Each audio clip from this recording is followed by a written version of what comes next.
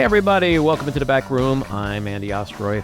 I took a cognitive test, and I aced it. Doc Ronnie Johnson. Does everyone know Ronnie Johnson? I love Ronnie Johnson. Doc Ronnie Johnson. He gave me the test, then I went home to my beautiful wife, malaria, and... Trump bragged about passing one cognitive test while failing another. It's like walking into a glass door after the doctor says you have 20/20 vision. You're like...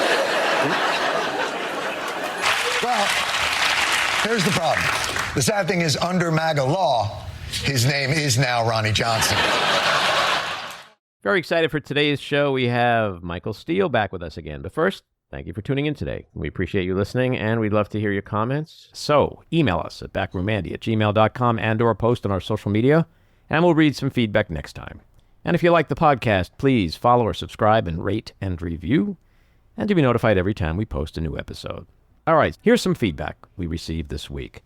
Our conversation with Texas husband and father Ryan Hamilton got a lot of communication. Joe Tarapchik writes, Ryan's courage to go through the details of he and his wife's ordeal was a reality that we don't hear enough about these days, with so much disinformation and outright lies in the headlines. Lorraine Elrod writes, I just listened, very moving. I think we are all coming to the realization that we can't change these cult members' minds. We have to remove them from power. And Barbara Van Tyne writes, I'm looking forward to listening to this interview. Ryan, I'm so impressed by your candor, poise, earnestness, and authenticity in your interviews, and so thankful for the stand you're taking for women's health rights. Brave guy. Before we get into our big things of the day, I'm going to talk about a little smaller thing. We mainly focus here on national politics, but I'm going to dip my toes in the local political waters for a second. There's a very important race in the Hudson Valley for New York State Assembly. Tuesday, the 25th, is our primary, and if you happen to be living in Ulster County and Dutchess County, take a look at Gabby Madden. She is running and bringing a fresh, young energy and perspective to a very old, tired game of politics. Check her out, and if you're so inclined, head to the polls and vote for Gabby Madden. All right, let's get to the big thing of the day. Jen, what do you think that is? You're going to be so surprised. The heat wave? Yes, Donald Trump. So I'm going to start off with some polling information. I know how much you guys love polling because you know how much I love polling and how much credibility I put into the polls, which is very little. But I think it would be foolish to ignore the trends on the ground according to the pollsters. So there are some interesting things that are happening. Biden is inching up. New polls that have come out, including Fox News, have Biden up 2%. That's a 7-point swing from where he was in March. Biden now leads independents by 9 points. That's an 11-point jump since May. He's making serious inroads with young and older voters in particular. Older voters actually do come out and vote. That is true. Young voters, unfortunately, vote probably half as much as the older voters. And he's also gaining in the swing states. He's now up in Michigan and Wisconsin. So take it all with a grain of salt. Do what you want with it. Good. Yeah. All right. We have some news out of Florida with Maddie's favorite jurist in America, Judge Aileen Cannon. We now learned that 2 senior judges in Florida, one of them, the district chief judge, Cecilia M. Altanaga, advised her not to take the Trump case. And clearly she did not listen. And I believe they advised her to do this because she was young and inexperienced. At the time she was assigned this high-profile criminal case, she had already faced public backlash and a major reversal by the appeals court over her handling of the lawsuit Trump brought challenging the FBI search of Mar-a-Lago. So when she took this appointment, she already had sketchy history with Trump, which is why these 2 justices said, stay away from this case. And today, she is conducting an all-day hearing on Trump's motion to have special counsel Jack Smith dismissed because he was appointed unconstitutionally. This is something a normal judge would never even be holding a hearing on, but she's done this with how many other motions? Like, this is why this thing can't get off the ground. Can't move forward. She's in the tank for Trump. We just have to accept that. And Trump has tried this in other courts. Even Trump-appointed judges have not even entertained this concept. Yeah. I mean, look, we're still waiting for the Supreme Court on immunity. Why is that taking so long? Well, they delivered a decision in 4 weeks on Trump being on the ballot in Colorado. Because they're watching billionaires pour money into Trump's coffers. Yeah. It's shameful. It is absolutely shameful how the integrity and credibility of the nation's highest court has just been shredded, largely by Clarence Thomas and Samuel Alito, but the other conservative justices are no day at the beach either. All right, Donald Trump. Joe Biden has no plan. He's got absolutely no plan. He doesn't even know what the word inflation means. I don't think if you gave him a quiz, I think he should take a cognitive test like I did. I took a cognitive test and I aced it. Dr. Ronnie Johnson, does everyone know Ronnie Johnson, congressman from Texas? He was the White House doctor. No, nobody knows Ronnie Johnson because his name is Ronnie Jackson. Only Donald Trump could attack someone else's mental acuity in the same breath that he demonstrates failure of his own mental acuity. You can't make this shit up. Yeah, that was one of my favorite. The debate coming up on Thursday. What do you guys think? I'm nervous. Why? Don't know what's going to happen. The media tends to give Trump incredible leeway, and if Biden so much as stutters, it'll be like his cognitive dissonance. He doesn't know what he's talking about. He's completely senile. Mm-hmm. I don't even think he's going to show up, Trump, to be honest. I think between now and Thursday, there's going to be some kind of excuse. I think he's going to show up. I think he has incredible confidence that he is superior in every way, and it doesn't really matter what the truth is. I think he's going to do his whole, like, look at this guy. Look at this guy. Come on. People, like I think he's just going to go into full Trump mode, not say anything that has fact or reason or validity, and really just make fun of his opponent. And he's going to be much louder than Biden. And that's what his supporters want. My money is on somewhere in the next 5 or 6 days, him saying something like, we saw that Joe Biden was high on coke at the State of the Union, and that's why he delivered what everybody said was a great speech. I've demanded a drug test before the debate, and he's not agreed to do that, which means he's going to be coked up again, and he's going to have the edge on me. He's already said this like yesterday. He's already setting the table for President Biden's better performance over him. And how Trumpian. It would be so on brand for him to say, I was willing to show up, but I'm not going to show up with a guy who's on drugs. I agree with you that he is setting up. By the way, that was the worst fucking Trump impression in the history of Trump impressions. It's been a while since you tried. Go ahead. I'm trying. I can't do it. I agree with you that he's setting the table for expectations in case, for some reason, people in his court think that Biden did better, which will never happen. But I think he's going to show up. I really do. He never shows up to testify. He never shows evidence. Everything's always coming in 2 weeks. He never delivers on anything. He's too full of himself. He's too self-assured. He knows he's better. He knows he's smarter, and he knows he's louder. Definitely. You're right on all of that. But I think at the end of the day, what trumps, no pun intended, what trumps that, he's a fucking coward. That is true. Another great mental acuity failure on Trump's part was that he said that Joan Rivers had voted for him in 2016. But what happened? She was dead. She was dead. Now, maybe she was one of those dead people that voted. You know, that Trump always says dead people vote. It's possible. So she died 2 years before the election, but Trump says she voted for him. Anyway, let's get to our winners and losers. My winner, President Biden.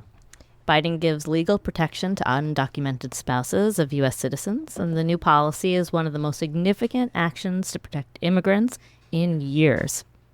My loser, separation of church and state. Louisiana public schools are now required to display the 10 Commandments in all classrooms after Republican Governor Jeff Landry signed the requirement into law on Wednesday. My winner is the Washington Post, because we learned today that Robert Winnett will stay at the Daily Telegraph, which gives the Post an opportunity to find somebody who is somewhat qualified to run the Washington Post. I hope Bezos listens. My loser, Aileen Cannon, hard to be a bigger loser finding out that 2 federal judges, who are both Republican, advised her not to take the Trump case. And yet, of course, she did, because she wants to be on the Supreme Court. My winner, President Joe Biden, who through an executive order announced sweeping protections for roughly 500,000 undocumented immigrants, particularly spouses and children, known as Dreamers, thus drawing a sharp contrast with his family separation and kid-caging opponent, Trump, who in 2017 ended the DACA program, which protected Dreamers. Honorable mention to future Congressman Eugene Vindman, friend of the back room, on his victory in the Virginia Democratic primary. My loser, Governor Jeff Landry, who signed legislation requiring the display of the Ten Commandments in every public classroom in Louisiana, the only state with such a mandate, and shredding the boundary between church and state. All right, that gets us to the rant. So as we approach Donald Trump's July 11th sentencing in the New York election interference / hush money trial, a big focus in MAGA world remains Trump's imminent announcement of his vice presidential running mate, a decision he's promised to make before the Republican convention in Milwaukee mid-next month. So those of you who listen to this podcast know that I believe this decision is not going to be rooted in anything logical, rational, or based on conventional wisdom, which is why I've said appointing his son, Don Jr., would be totally on brand, especially in view of his previous shameless, unapologetic nepotism appointments of Ivanka and Jared, and most recently with Lara Trump as co-chair of the RNC. But let's just walk through the current crop of leading candidates and why I believe they will not be chosen, based on Trump's thinking and shallow judgments, not mine. That's key. This is not me talking. This is Donald Trump talking. J.D. Vance. He's super smart and not terribly loyal, despite his politically expedient pivot presenting him otherwise. Trump has crippling insecurities and is paranoid, so he will never choose Vance. Tim Scott is black. And in case you're forgetting, Trump is at best a white nationalist, at worst a blatant racist.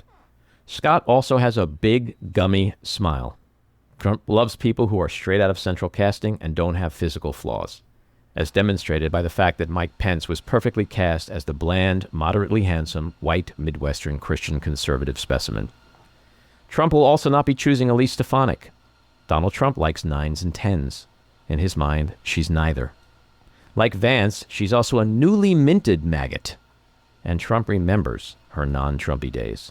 She's also a woman, and there's no way sexist Trump is going to be upstaged by a bunch of smarter-than-him X chromosomes. Vivek Ramaswamy won't be the running mate either. He's too crazy. Don't get me wrong, Trump loves crazy, but only when he's the crazy one. To Trump, crazy equals unpredictability. And Trump needs absolute predictability this time around.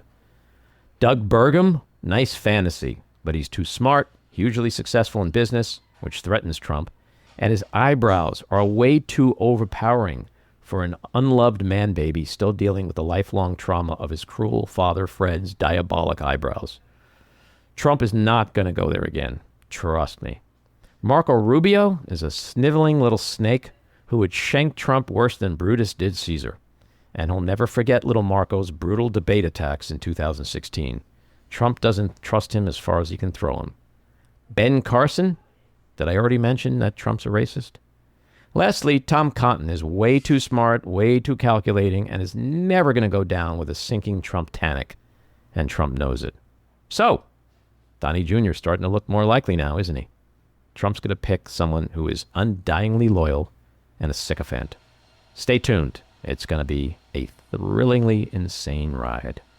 Before we get to our guest, Michael Steele, I just want to remind you guys to stick around to the end of the episode for another segment of Just Jeff with Jen's dad, Jeff. All right, it's time for Michael Steele. He is the co-host of MSNBC's The Weekend and host of the Michael Steele Podcast. Prior to joining MSNBC as a political analyst, he was elected Lieutenant Governor of Maryland in 2003. Following his time as Lieutenant Governor, he served as chairman of the Republican National Committee from 2009 to 2011. He was the first African American to hold either office. He has appeared on Meet the Press, Face the Nation, Real Time with Bill Maher, and The Daily Show, and is also the author of 2 books, Right Now, a 12-step program for defeating the Obama agenda, and The Recovering Politician's 12-step program to survive crisis. Michael, welcome back into the back room. Hey, what's up? Good to be back in the neighborhood. Yeah, it's fun to have you back. Looking forward to chatting about all kinds of craziness that's going on right now. But first, tell me about The Weeknd. You having fun with that? Great show. I watch it. Yeah, we're having a blast. Everything's a blessing at this point in one's life and career where you get to work with incredibly smart, talented people who are about the same mission, and that is, just getting to good conversation. And Alicia and Simone are just excellent partners for that. I think, at least from what I can tell, the brass are happy. So that's always a good sign, right? Everyone seems to be very happy with it. Mm-hmm. And, we're doing well. I don't focus on things like ratings and stuff like that. There are other people, I guess, who do that. Mm-hmm. But what I do focus on is, woman on the street reaction, moms, dads, who see you at various places and come up and say, hey, I like the show. I love what you guys are doing. I heard what you said last week.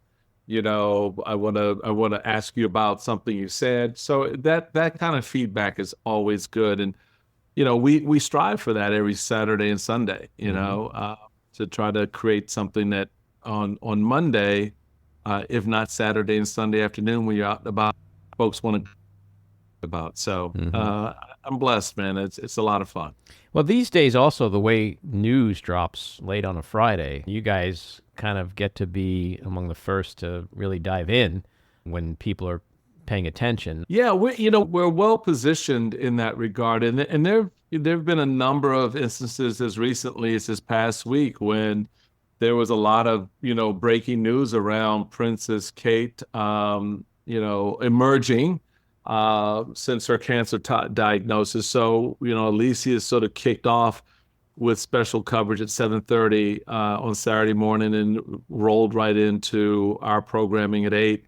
And so we carried that for a little while longer. And so you have events like that are cultural in nature, certainly create interest in the population. And we're in a position to talk about that out of the gate. And then, of course, other breaking news, whether it's with Israel or Ukraine and even domestic policy. So I love the position we're in, where we kind of break the weekend, kind of bring people into the weekend with something that happened overnight on a Friday. So it's been good. I can't complain. We have a great team of folks working with us. And again, in this day and age, as you know, Andy, in the media space, and look, I don't pretend to be a journalist. I don't even try to play one on TV. I'm a politician. I'm a political analyst. But to be at a table with, 2 women who have a background in that space, and certainly working with a team of people who are professional journalists, and work in the journalism space is educational, it's informative.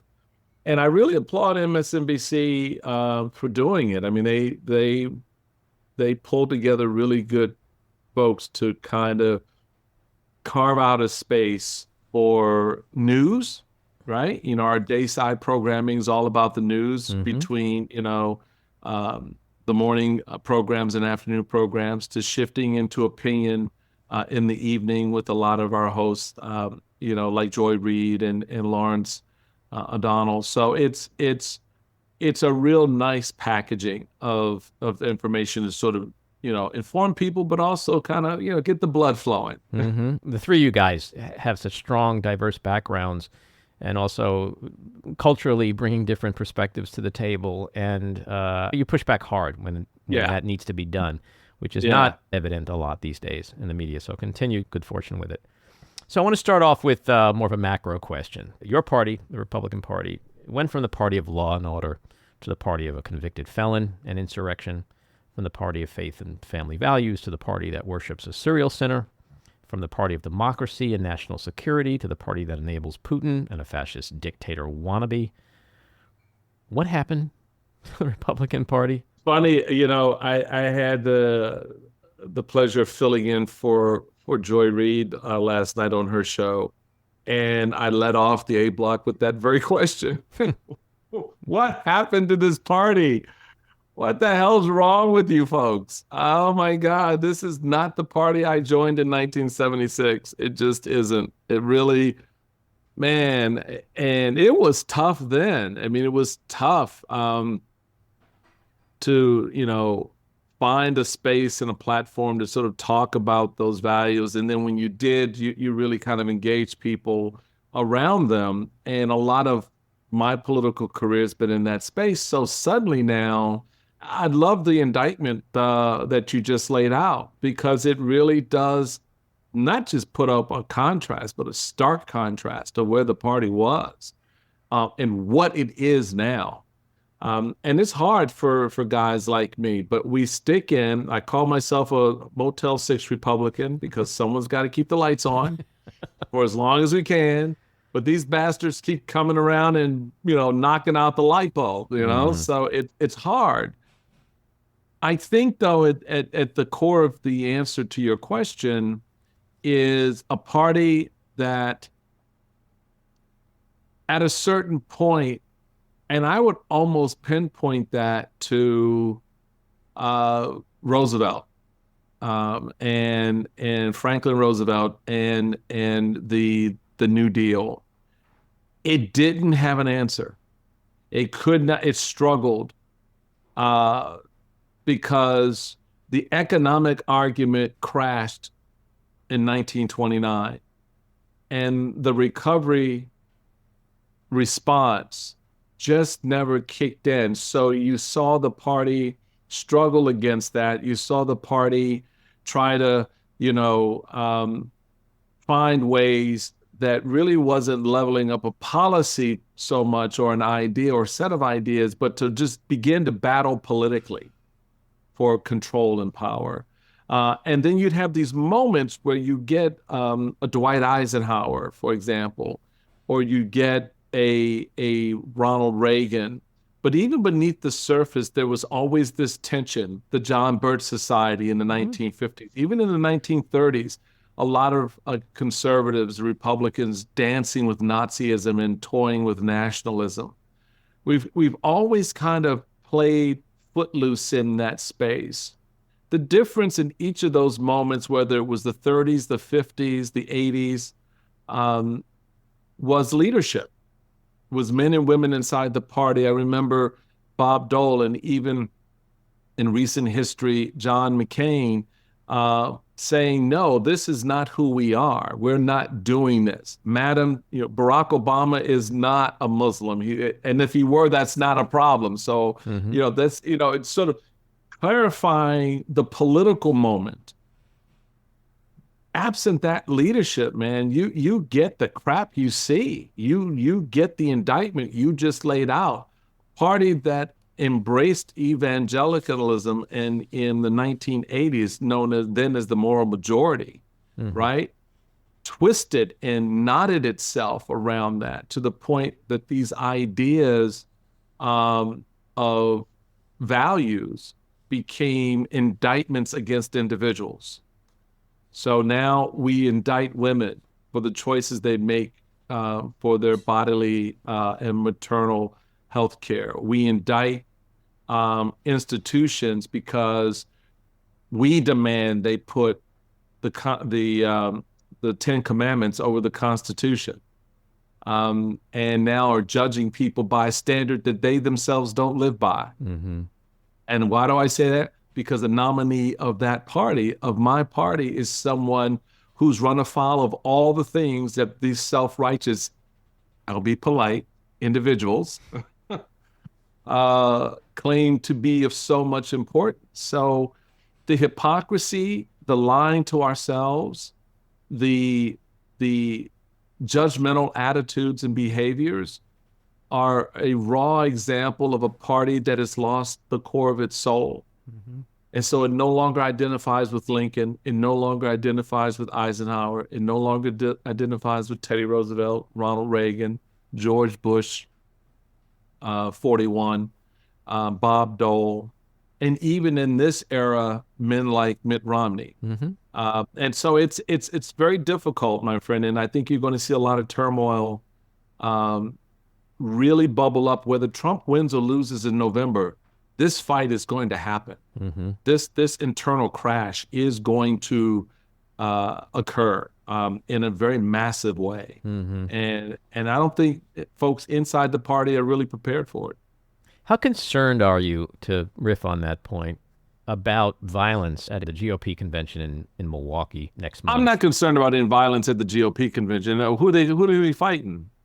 Well, that question presumes that they're logical and rational. Like, do they need a real reason? Look, this is going to be a Trump coronation. If there's any noise, it'll be protesters outside. But, that'll largely be outside the security perimeter, which will be some distance away from the core of the activities. They're not going to get in the building and fight each other now. What about there's November? Nobody who's going to stand on the floor and raise an objection to Donald Trump's nomination. That's just not going to happen. I think it should, right. And I would love to be the one to do it, but they're not going to allow me within 100 yards of the building if that's my intent, or even if they sniff out that could potentially happen. Yeah. I was more asking, like, when fans of a sports team, they win the championship and the fans leave the stadium and riot.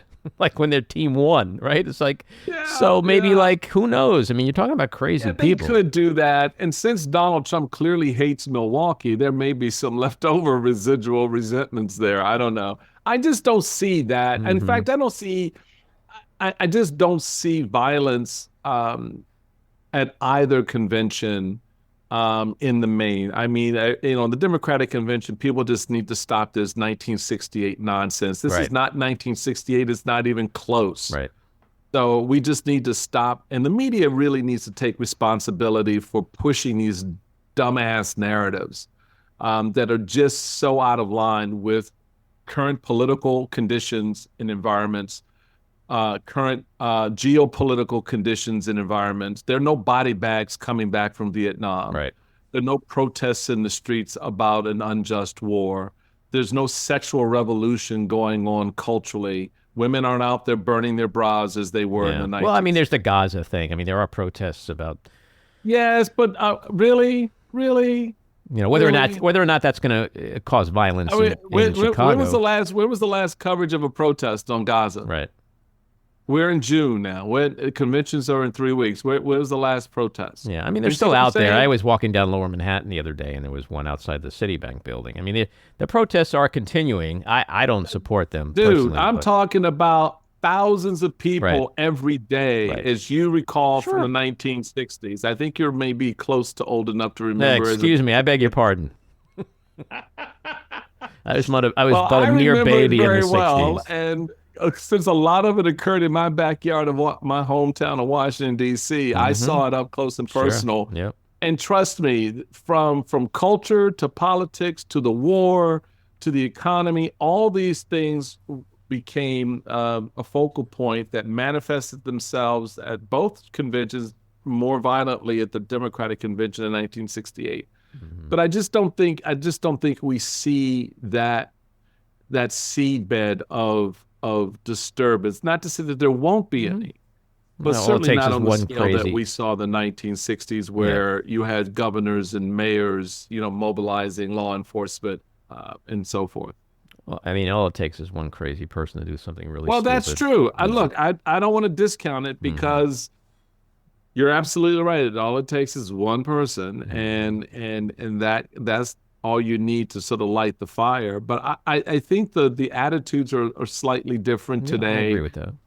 And besides, people rather just stay in the comfort of their home and just get pissed off on Twitter. So right in between baseball games and popcorn. Yeah, exactly. Are you more concerned about November, especially in the hopeful event that Donald Trump loses? I'm concerned. I'm concerned about what happens. Yeah, I'm concerned about what happens around the election process as it begins shortly after Labor Day, when we have early voting beginning in a number of states. I'm concerned about the RNC sort of amassing, they say 100,000, but okay, yeah, I'm sure 100,000 of something that I could say I have, but whether or not I could actually put that in front of you right now, I don't know. Mm-hmm. We got 100,000 people. Okay, where are they? Who are they?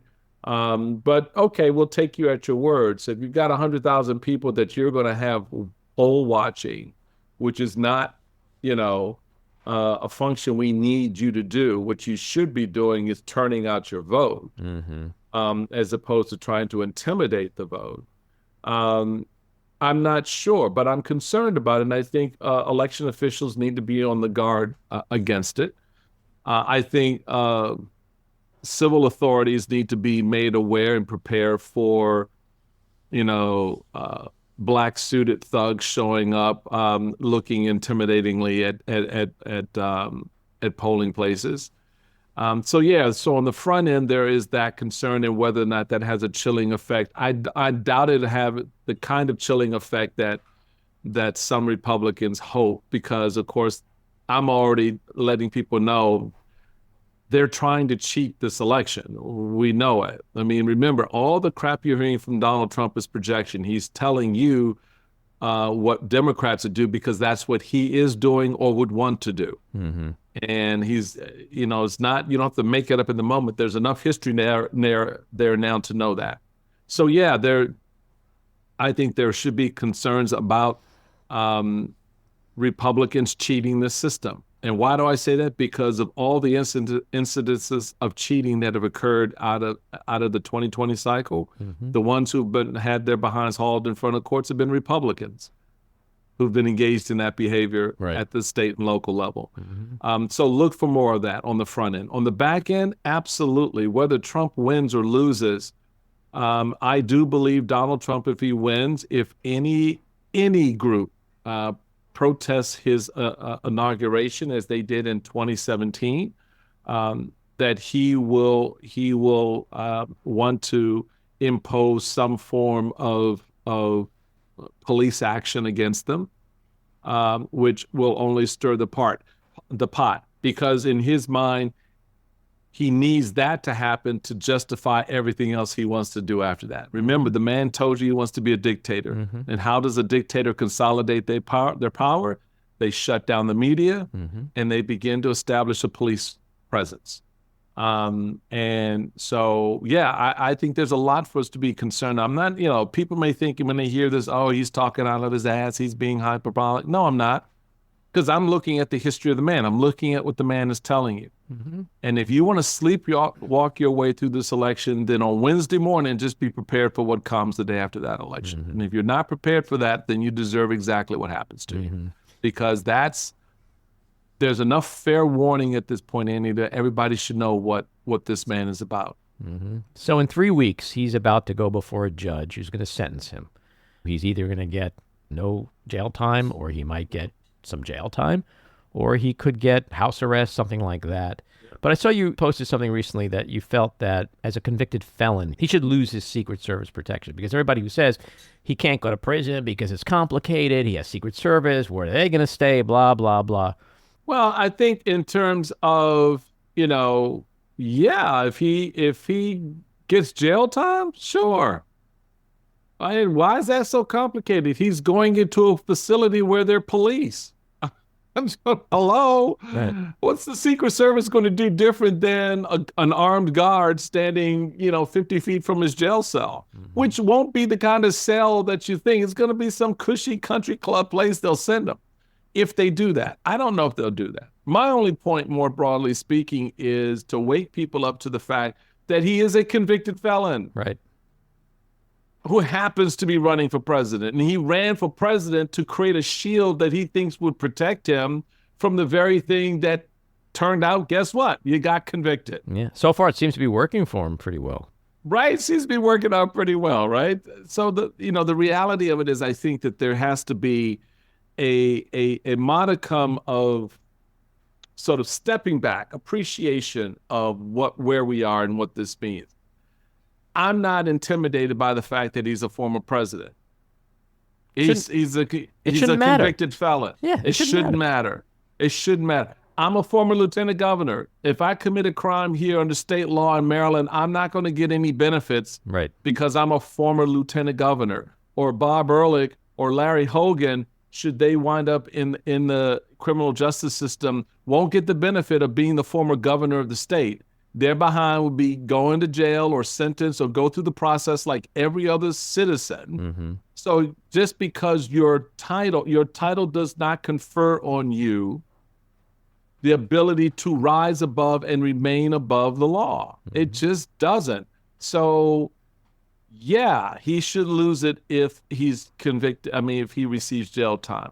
If he receives house arrest, again, that during that period of time, minimal protection.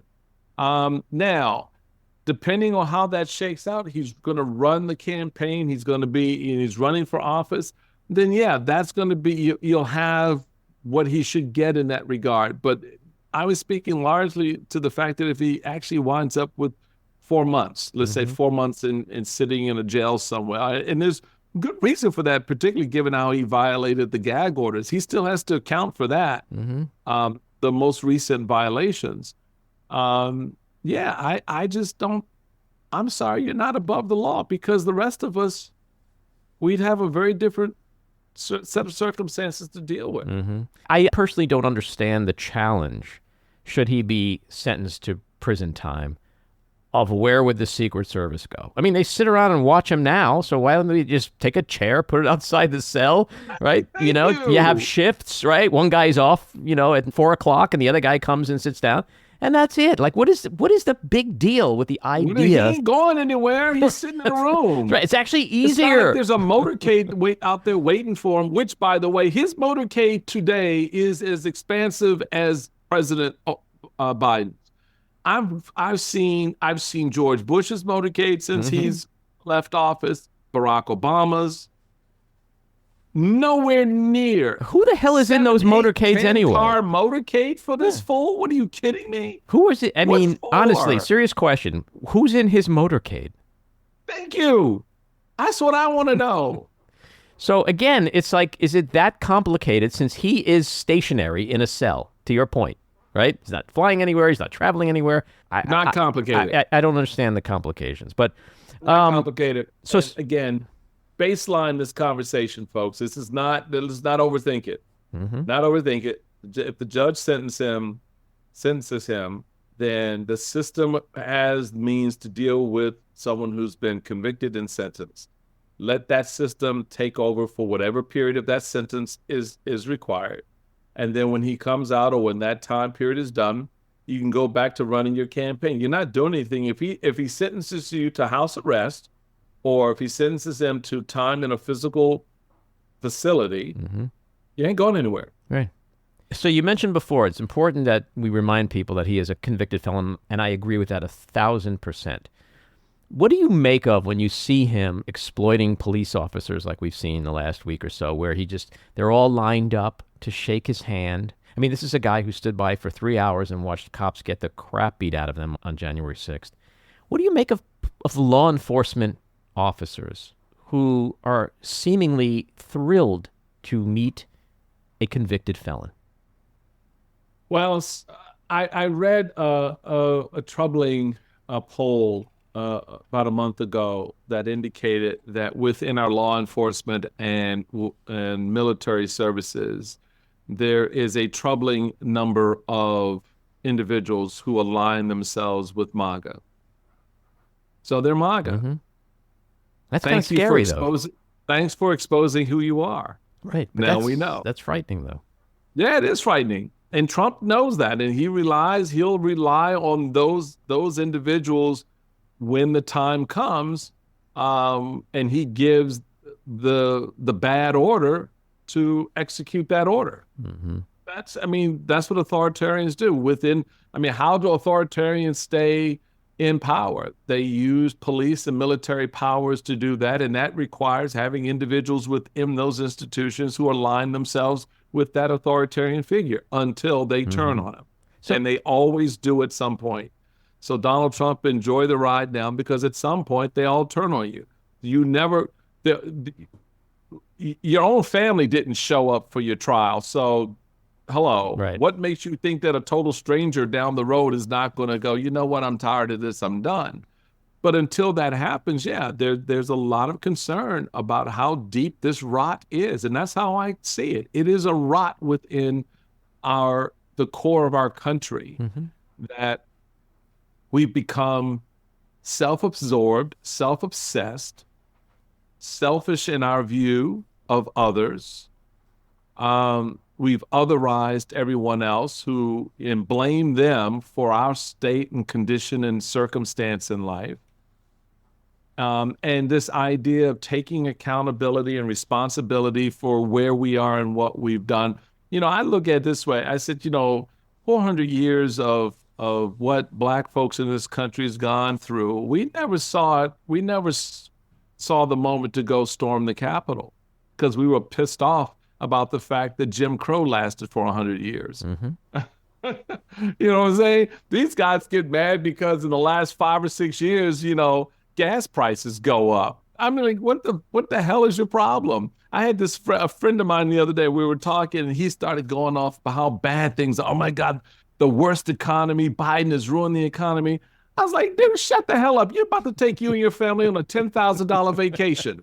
Shut the hell up. I'm sitting there, and you sitting up here bitching about gas prices, and you just spent 10 grand to fly your kids to Europe. Okay, so this is important. This is important because how do you explain when people of faith support a serial sinner, when law enforcement people support a criminal? What is at the root of that? Because it's not his character that they're supporting. It's something else. I believe it's racism. Maybe period. His character is a reflection of their own.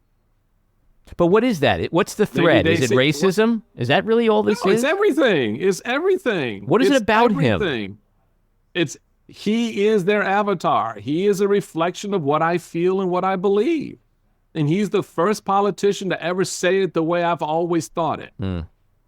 And so, I mean, that's why I love Donald Trump, because he says what he says what's on his mind. And that means I couldn't, but now he can for me. But I guess what I'm asking is, what is it that he's saying that really strikes a chord in these people? Everything, not dude, policy. Everything. They're fine people on both sides. I love Putin. All of it. It's all the stuff beneath the surface that has been roiling and boiling beneath the surface for generations. People who resented the civil rights movement. People who resent the fact that we have to teach black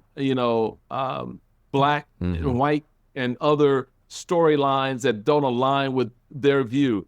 People, Christians. I mean, I'm laughing at Christians because I'm sitting here thinking, you've become like the very people who used to persecute us. Right. You've become the very people who sat in the Roman arenas and watched the lions devour the Christians. So now you're up in the chairs throwing people into that arena. And so it is all of those things that have come home for a lot of people who've had these resentments generationally. People who sat there and were mad about affirmative action. Why did this black kid get to go to Georgetown Law School and my son didn't? Well, because that black kid was smarter than yours. I don't know. What do you. And so you're seeing that then play out with the rollback of all of those structures that were put in place to address the difficulties born out of slavery, the difficulties that were created during Jim Crow. What I tell a lot of my friends, I've had conversations with folks who sit there and they go, Trump wants to take us back to a better time. And I'm saying, exactly when was that again? Right. Better for whom? Pick a decade. Yeah. Hell, I'll make it easy for you. Pick a year. Right. But Pick a year where that was better. And so they go, well, the 1950s. I said, the 1950s. Well, the 1950s weren't so great for black folks. Absolutely. But you know what? Wasn't so great for white folks either. Right. You don't believe me? Talk to the folks in Mississippi and Appalachia who are still living in the exact same conditions and circumstances that their grandparents lived in in the 1950s. So stop this BS, idealized view of American life. It was not picket fences and mom stayed home with an apron waiting for daddy to come in with his briefcase and the two kids greeting him at the door. That's fictional. That's not real life. Women were raped. Women were homemakers. Women worked. Men stayed home. Men didn't have jobs. I mean, all the panoply of existence that we see today existed then. Yet we live in this bubble in which we think, oh, it was so much better then. No, it wasn't. It just was. Well, it's delusion. It's delusion. And to your point, delusion. and what I believe is what it really equates to, what Make America Great really equates to is an America where black people knew their place, where women were in the kitchen, where gays were in the closet, where Hispanics were in the fields. That's what it is to these people. It's just ignorance and bigotry and racism and just fear of other. And that's so easy to fall back on as opposed to just dealing with truth. Yeah. Okay, so everyone backlashes against critical race theory. Okay, why are you upset about critical race theory, white suburban mom? Because your 6th grade daughter is not learning critical race theory, right. Okay? It's nowhere near her school. Why are you so concerned about a book in a library? Guess what? You don't have to read it. You don't have to check it out. Oh, but by the way, all that stuff you're doing, want to burn books and ban books, your kid just went up to their room and went online and downloaded it.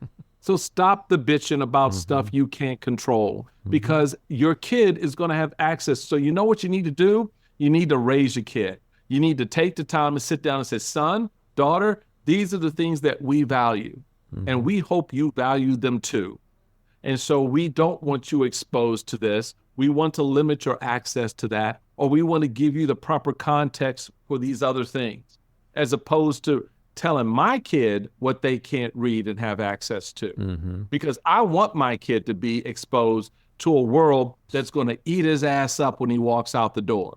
I want him to be well-armed and well-prepared to have the self-pride, dignity, and understanding of who he is as he goes out and takes on the world. Now, if you want to shelter your kid from gay people and from, the history of racism in this country and other things that you seem to think are horrible, you do you, boo.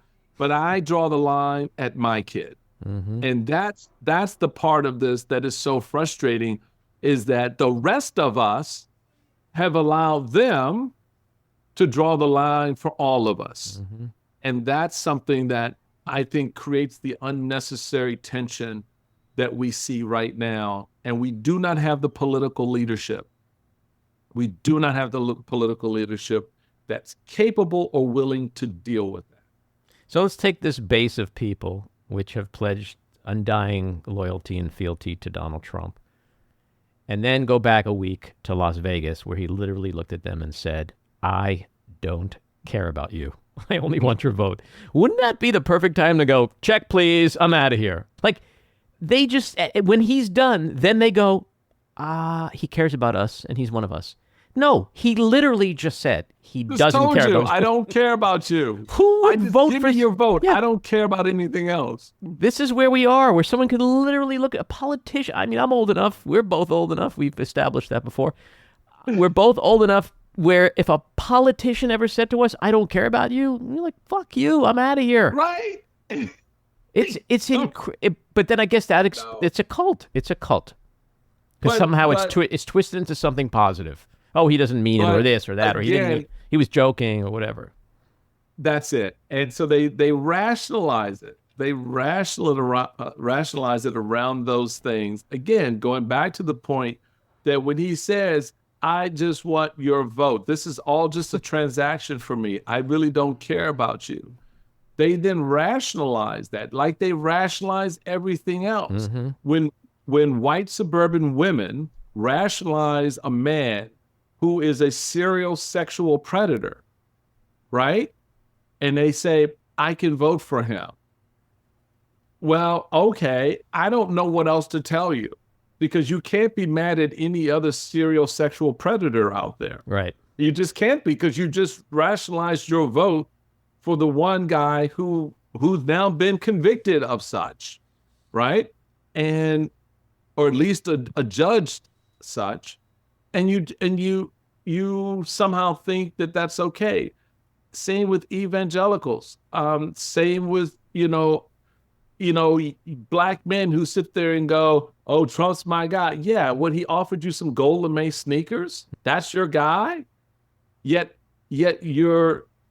anyone in your cohort, in his worldview, should be convicted and executed, because that's what he thought of the Central Park Five. Or him and his daddy decided, you know what, we don't want you renting any apartments in our buildings because you're black. Mm-hmm. That's your guy? Mm-hmm. That's your guy. Because, those attitudes don't change. If your daddy raised you that way, you're going to pretty much be that way. Mm-hmm. And if you're in business and that's your business model, at what point do you think he suddenly likes you? Oh, you're just the blacks for him. Right.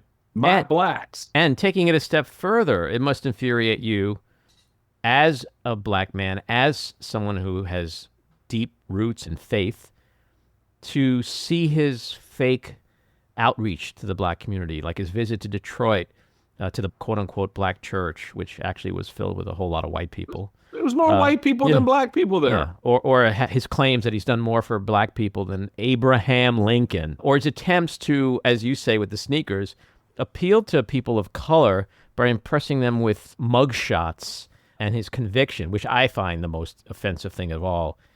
How angry do you get when you see that narrative, that fake narrative, being shaped against all the things you mentioned, the Central Park Five, his history, right, real estate, when we know what his real beliefs and views are about marginalized communities and people of color? I don't get angry about it because I know he's full of crap. Right. What bothers me is people, and again, I get back to the media, who play this up as if it's somehow serious. It means something. It doesn't mean jack. Mm-hmm. There's no cachet in the black community. Mm-hmm. No self-respecting individual, regardless of whether they're black or anything else, would look at anything Donald Trump says about a community of people and take it seriously. It isn't. It's all, again, just blowhard bullshit from him. And to the extent that anyone is excited about that or going to vote for him on that, okay, great, you go do that. I know that that's just not something that's going to generate the kind of support Donald Trump thinks he has inside my community. It just isn't. It's unserious. He told us everything we needed to know about him when Charlottesville happened. When you look at that event with members of the KKK, mm-hmm, marching, and a young woman is killed during that protest, in the protest against them, and your excuse is, well, they're fine people on both sides. Well, baby, you told me everything I need to know about you. Mm-hmm. I don't have any further conversation with you about anything related to black people. You can you can give HBCUs $1 billion a day. It doesn't change the underlying fact of what you think about us. Right. And at some point, you realize there is no transaction worth engaging in. Mm-hmm. And I think that's the thing that the party runs up against in this election, and we've already seen play out, which is why they haven't won anything. Mm-hmm. Right? What have you won since 2016? The House for like a 4-vote margin when it should have been 40 or 60. A 4-vote majority, which you've now lost. Right. Right. You're down to 1 vote. Yeah, most of those 4 or have either been convicted or quit. As a man with a great sense of humor, and I say that with much respect, I got to bring up his rally recently where he was challenging Joe Biden to a mental acuity test and then cited his former White House doctor, Ronnie Johnson, which, of course, his name is Ronnie Jackson. Only Trump, in the same moment, can challenge somebody's mental acuity and then demonstrate the failure of his own mental acuity. You can't make this shit up, can you, Michael? No, you cannot make it up. And that's why people need to understand the art of projection. You just need to understand it. When the man opens his mouth, it's projection. He is reflecting out his own insecurities, his own shortcomings, his own concerns about his own men. The man, we have video just in the last week of the man standing at the podium and creating a word salad that even the most artistic word salad creator couldn't figure out. He started talking about sharks and electric batteries. What the hell, right? He wasn't talking to you about, how we need to create, why we need to develop a strategy around electric batteries that lead to setting up electric stations so people who have electric cars could charge their car. No, there was no that connection. His connection was, well, you're in which would you rather be? In an electric car with an electric battery and in the water, and then a shark comes out? The girl lost her leg. The girl lost her leg. I don't know. I think I'd rather the shark or the electric battery. This is the man you want to give the nuclear codes to. Mm-hmm. This is the man you want to put behind the Resolute desk again. America, we're not that bad off, folks. That's our only option. And I don't care what you say. Joe Biden, yeah, old as Methuselah. But you know what? He ain't a dictator. No. He ain't Trump. He is not someone who does not have the mental capacity for the job of the presidency. And it just boggles my mind that people want to excuse that away because they're paying more this year for gas than they paid 10 years ago or 5 years ago. Hell, when I started driving, gas was 50 cents a gallon. I got pissed off as hell when it went to $1 a gallon in the Great Recession of the late 1970s, right? I would love for gas to be $1 a gallon again. Guess what? That shit ain't happening. Yeah. Ask people in the 1980s if they would love 7% interest rates on a mortgage. Thank you. Mm-hmm. Thank you. Right? So it's not, get a grip. Get a grip. Yes, are prices higher than they were? Sure, because of everything that happened, from COVID to supply chain breakdowns to the damn Baltimore Key Bridge capsizing or collapsing in Baltimore Harbor and shutting down commerce, which again, part of the supply chain for a month. All of these things play into the market of prices. And there's not one thing Donald Trump can, oh yes, there is. He wants to raise 100% tariffs on everybody, on China and everybody else. And y'all don't think y'all gonna pay for that? Do you know what a tariff is? America, do you know what a tariff is? And if a man tells you he wants to impose 100%, not a 10%, not a 15%, but a 100% tariff on all goods from any country, let alone any country coming that sells goods to this country, do you know what that means for your pocketbook? And do you know what that means for the economy? And he's telling you that's what he wants to do. And you're sitting there thinking to yourself, yeah, let's do that. Yeah, well, you're making the supposition. You're making the supposition that people in this country need to be educated voters, which is the problem. But let's shift to the election for a few final quick questions. Sure. I know you follow the polls closely. Some folks believe polls are inaccurate. They certainly haven't been very accurate the last few years. But the new polling is incredibly encouraging. There's a lot of polls that have Biden up. Are we finally starting to see a turn? No. Sorry. All right, you're going to ruin my day, aren't you, Michael? I love a poll where Biden is winning. I love it, but I don't believe it. I don't invest in it. Okay. Nor am I panicky when I see a poll when Donald Trump is ahead. I don't believe it. I don't invest in it. And here's why. It's June. Right. It's June.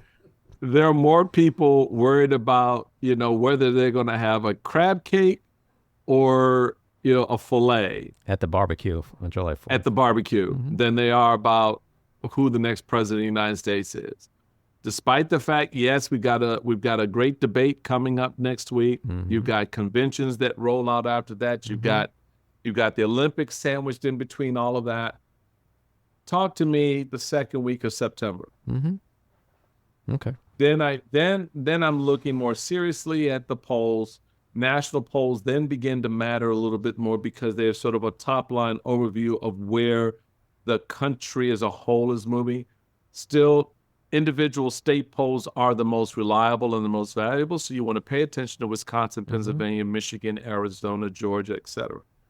But you know, I just think... No, I'm with you. I agree. The keep polls are not perspective. reliable, especially now. Yeah, they're not reliable right now. So you brought up the debates. A, is Donald Trump going to show up? B, what do you think is going to happen there if he does? And C, what is MSNBC doing? Special coverage. So I still think it's a 50-50 crapshoot that he shows up. I'm not 100% convinced he does for a whole host of reasons that deal with the formatting of the debate. And quite honestly, I think his mental ability to go toe-to-toe with Joe Biden. I think Joe Biden has already shown once, not once, but twice in his State of the Union address dealing with heckling Republicans in the audience, et cetera. He's got game. Donald Trump doesn't have game. He's never had game. He's had bluster. You take away the audience that's not going to be there to applaud the most inane, dumbest thing he says, as if it's something gold. I think it changes the dynamics. And here's an important aspect of I think that folks need to think about. It's not so much that there's no audience in the room, as it is the effect that has on the people watching the debate. Because in the past, if you said something crazy as a candidate, you had your folks that are, you know, they may go, I don't know what he just said, but yay, you know, it's like everybody's reinforcing that moment. At home, people see that and they think to themselves, well, that was kind of crazy. What the hell does he mean by that? But it must be okay because everybody's cheering, right? Now you take that away, it's raw.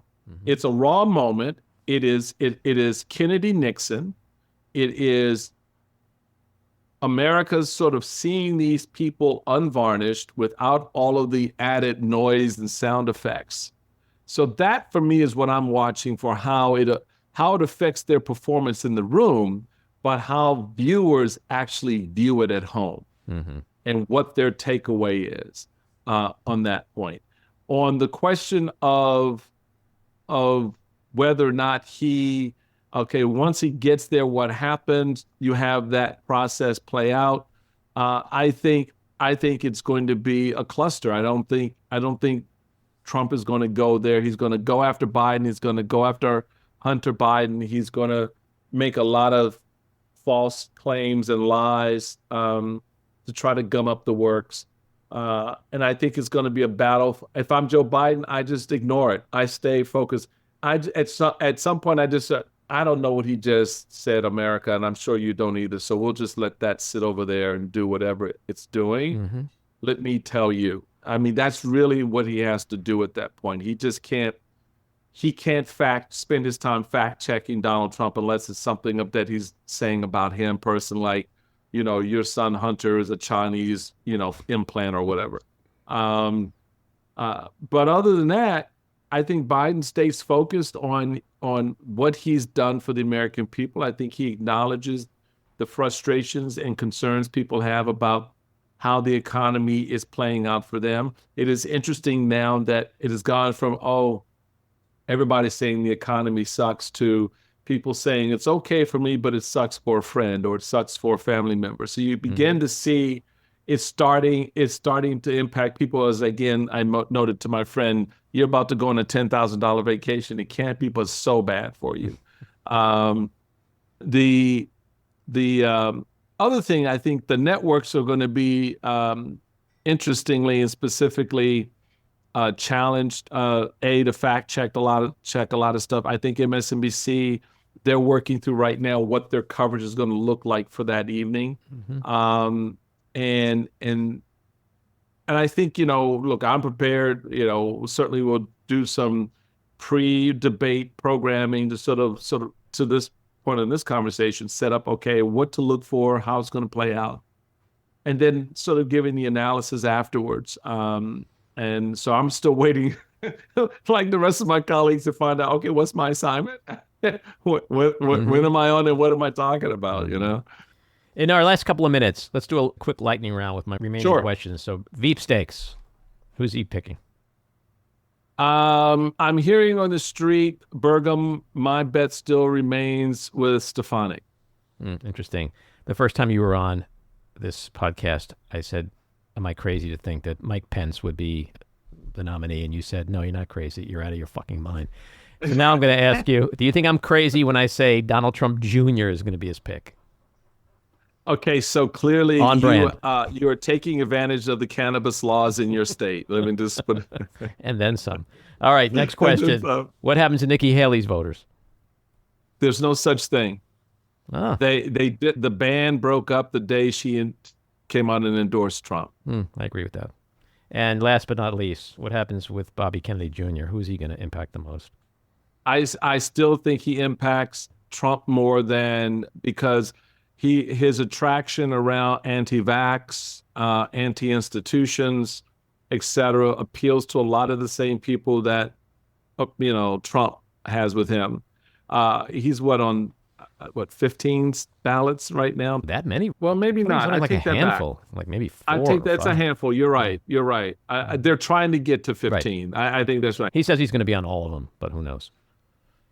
Okay, good luck with that. I don't know how he raises the money to be on all of them. That to be on all of them is at least a $50 million venture. Right. And I don't think he's raised that kind of cash. But the reality of it is, he could be a drain. He does pull some of the more progressive voters from Joe Biden. Mm-hmm. Again, why anyone would be voting for this guy is beyond me. Yeah. He's an unserious candidate for the presidency, largely because of the positions he's taken, which are outside of the mainstream. And I don't care how you define the mainstream. The mainstream is not, I don't want to protect my kids from illness. I'm sorry, that just is not the mainstream in this country. Right. So, and a lot of the other conspiracy bullshit that he throws around. Look, it says, I don't care. Everybody and their brother out there knows. We all have that family member that we go, you know what, Uncle Fred, I'm sorry, I just can't, right? So take seriously the fact that everyone in his family looked at him and said, no, we just can't. Right. That should tell you everything you should know. So if you want to convince people why Uncle Fred is crazy, then you see the same reason why the Kennedy family is trying to convince us that RFK Jr. is crazy and it should not be believed, nor should he be anywhere near 1600 Pennsylvania Avenue. So stop the pretending that somehow they don't know better than you do how bad this guy is. Mm-hmm. Michael, always a blast to have you on. Please come back again soon. You got it, my friend. Take care. See ya. Always a lot of fun when Michael's in the back room. And now it's time for Just Jeff. Jeff, what do you got for us? Well, let me just say, I didn't use this line last week. It's a sheer pleasure to be with you, Andy. Oh, my God. What a dad joke that was. How you feeling about that dad joke, Jen? I can't You breathe. never know what Jeff is going to say. In fact, I don't even know what Jeff is going to say. For the folks at home, I have to explain, just in case you don't know. Sheer is his last name. Okay, so here we go. I don't remember who was in your 5 favorite singers, musical performers. I just hope for your sake, Andy, Justin Timberlake wasn't. Yeah, I heard you were ragging on Justin Timberlake. What's that about? I wasn't ragging. It just, people, not everyone, can drive sober. It's a tough job. What do you feel about your list? What do you feel about Justin Timberlake, the performer? I don't know his music. I've seen him as an actor in a couple of movies, and he wasn't bad. Did you ever hear his greatest Baroque hits album? He's not old enough. Well, he's bringing sexy back, so you should be aware of that. Okay. Anyway, I have a couple of comments based on a couple of the podcasts I heard over the last week, and I just want to start with Mark McKinnon. I think it's my slight criticism. I don't know if it's criticism of you, but I would have handled it a little differently. If at one point he said that Biden is both of them are much too old. He's really unhappy that Biden is running because any other Democrat who would run would be trouncing Trump. And no comment from Andy. Maybe I didn't ask because I think Joe Biden is the best right now. Maybe. Right. Yes, but that I would have brought that. I don't want to hear anybody else. That's it. No need for follow-up. Yes, I agree. But I think there are some other people. Unfortunately, if we were in a different country and where the gender or race wasn't a factor, there might be some other people. All right. What was the other critique? The other critique. Now, the other thing was a positive when you did. Who was it? Are you about to compliment me now? No, I compliment you. You handled that. I take it all. Very critiques and compliments. Give it all to me. I heard it last night. Ryan Hamilton. Mm-hmm. I never heard, but that was a fascinating thing. You said the reason that they passed the Texas law and is because of religious zealotry. Okay, and this was a really good question. Do you think it's changed your outlook on religion? And he said yes. And I couldn't agree more that the main reason that these laws are passed is these people are religious zealots. They're wackos. Mm-hmm. And you don't even have to be from Waco, Texas. I was in Waco, Texas. We're going to end this week's segment of Just Jeff on that. Okay. Always a pleasure, Jeff. Yeah, again, a sheer pleasure on my part. Oh, boom. Comedy callback right there, folks. Take care. All right. You say it. Bye-bye. This episode of The Back Room was edited and produced by me, Andy Ostroy. It was co-edited and co-produced by Maddie Rosenberg and co-produced by Jen Hammoud. Our theme song was composed by Andrew Hollander, and our logo was designed by Cricket Langell. And special thanks to Patricia Wind. Please take a moment to rate and review the podcast, and also follow or subscribe. Until next time, keep your eyes on Washington, Hollywood, and your own backyards, and have a great week.